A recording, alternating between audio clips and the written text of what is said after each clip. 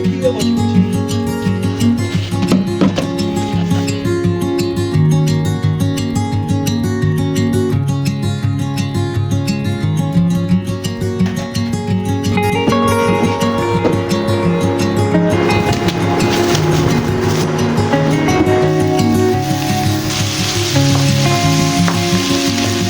अस्सलामुअलैकुम जी, कैसे हैं आप सब लोग। होपफुली जी आप सभी ठीक ठाक होंगे, खैर से होंगे और मैं भी शुक्र अल्हम्दुलिल्लाह बिल्कुल ठीक ठाक हूँ।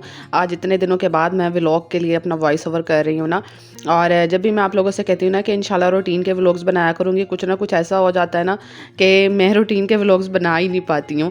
पिछले दिनों हमारे नेट ने इतना ज़्यादा तंग किया ना, और नेट की स्पीड इतनी स्लो थी कि वीडियो ही नहीं अपलोड हो पा रही थी। और फिर उसकी वजह से मैं इतनी लेज़ी हो गई। नेट भी जो है वो हफ्ता बाद जो है वो सही हुआ हमारा।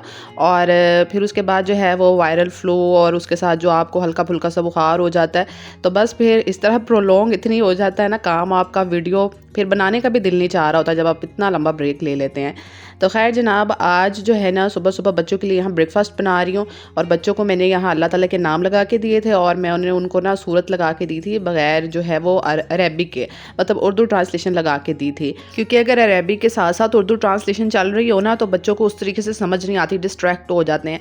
तो मैंने उनको सिर्फ उर्दू जो है वो लगा के दी थी ताकि उनको अच्छे से समझ आए कि कुरान पाक में जो है ना वो क्या कहा जा रहा है। तो यहाँ पे मैं उनके लिए साथ साथ ब्रेकफास्ट बना रही थी। और ये मैंने कल आलू के कटलेट्स बनाए थे, तो ये मैं ना अंडा लगा के इनको फ्राई कर लिया था क्योंकि मैं इनके सैंडविचेस बनाने लगी थी। तो यहाँ पे मैंने कुछ 3 सैंडविचेस बना लिए थे और इसको मैं सेक रही थी हल्का सा ऑयल लगा कर।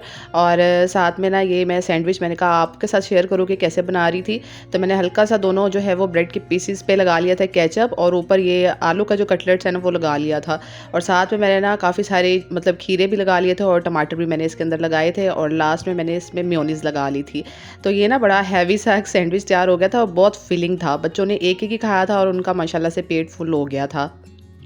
तो अभी बस यहाँ मैं इनको ना ब्रेकफास्ट करवा रही हूँ। आज बच्चे जो है वो टाइम पे उठ गए थे, और साथ मैंने सैंडविचेस की जो है ना वो चाय बनाई थी।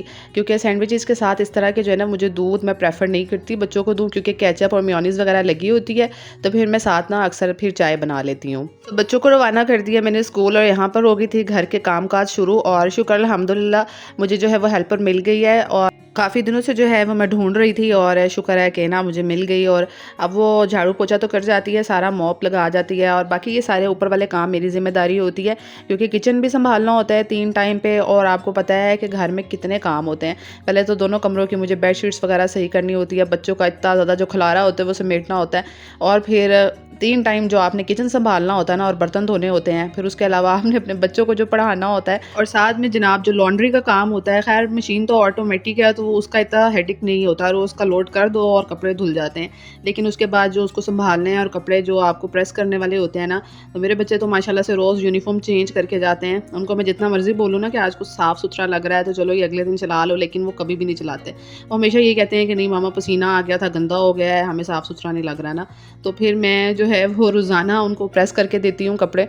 इतने सारे काम हो जाते हैं ना, तो फिर एक हेल्पिंग हैंड ज़रूर होना चाहिए। क्योंकि ना तो फिर आपको अपने लिए टाइम मिलता है, और नमाज के टाइम ना आप बखरे एक थके होते हो। क्योंकि हमारा जो सारी थकावट है ना वो मैं कहती हूँ कि ना इन द एंड नमाज पे निकलती है। हम सारे काम कर लेंगे मजबूरन और सारी चीज़ें निपटा लेंगे, लेकिन नमाज के टाइम हम इतने थक जाएंगे ना कि हमारा दिल नहीं करेगा कि हम नमाज पढ़ें। यहाँ पे जो है ना मैं फ्रिज साफ़ कर रही थी, और मैं हेल्पर के आने से पहले पहले आपको पता है कि सारी क्लीनिंग कर लेती हूँ ऊपर से, ताकि घर जो है ना वो फिर ज़रा ज़्यादा साफ़ सुथरा लगता है। क्योंकि अगर बाद में आप ऊपर से चीज़ें झाड़ते हैं ना और सारी चीज़ें करते हैं तो दोबारा से फ्रेश गंदा गंदा सा हो जाता है। तो फिर यहाँ पे मैंने ना फ्रिज इतने दिनों से गंदी हुई थी, पर मेरा बिल्कुल नहीं दिल कर रहा था कि मैं फ्रिज को छेड़ूँ, और मैंने इसी हाल में उसको छोड़ा हुआ था।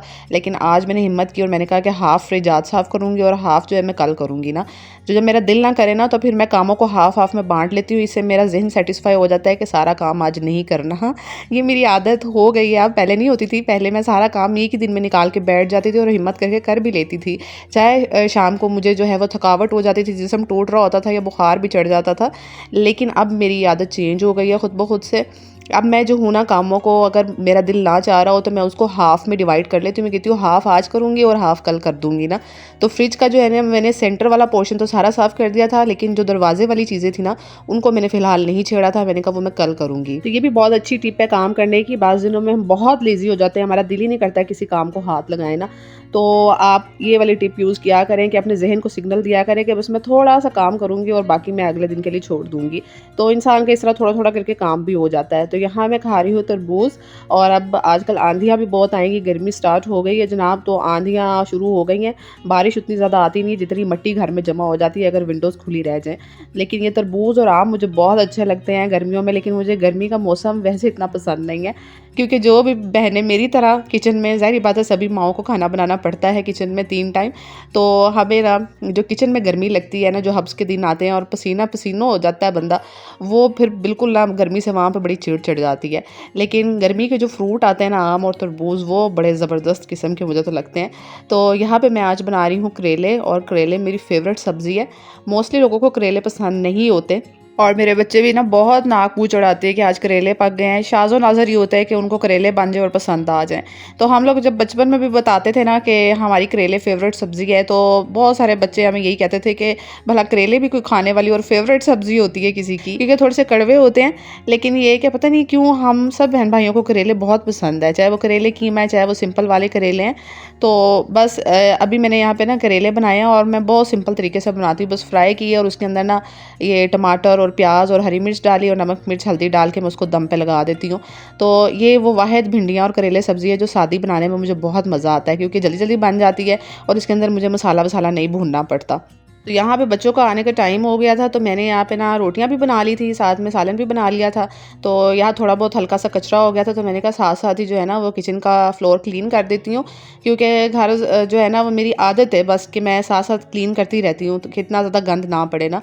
तो यहाँ पे फिर मैं बना रही हूँ लस्सी, और ये भी हमारी बचपन की आदत है।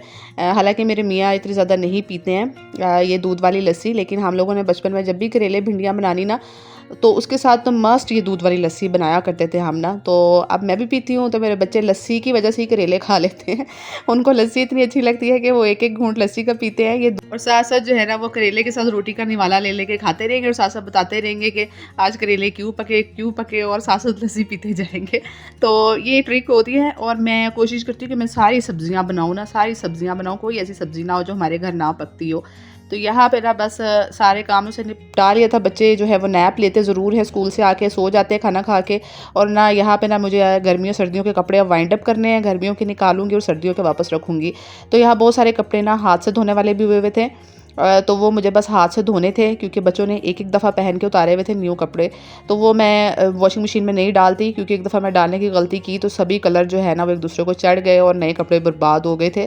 तो अब मैं कोशिश करती हूँ कि मैं हाथ से ही धोऊँ, और उनका जो है ना फिर मोती नग वगैरह भी ठीक रहते हैं, और बड़े फिर वो उनकी लाइफ भी लंबी हो जाती है और चल भी जाते हैं कपड़े बड़े अरसे तक। क्योंकि अगर आपने जैसी वॉशिंग मशीन में कपड़े फेंके नहीं और कपड़े फ़ौरन से पुराने लगना शुरू हो जाते हैं। तो बस यहाँ मैं कपड़े समेटूंगी और यहीं पे आज का व्लॉग एंड करूँगी, और आगे से इंशाल्लाह कोशिश करूँगी कि मेरे व्लॉग्स जो है रूटीन के साथ आएँ। अपना बहुत सा ख्याल रखना, और न्यू आया तो सब्सक्राइब करना। टेक केयर, अल्लाह हाफिज़।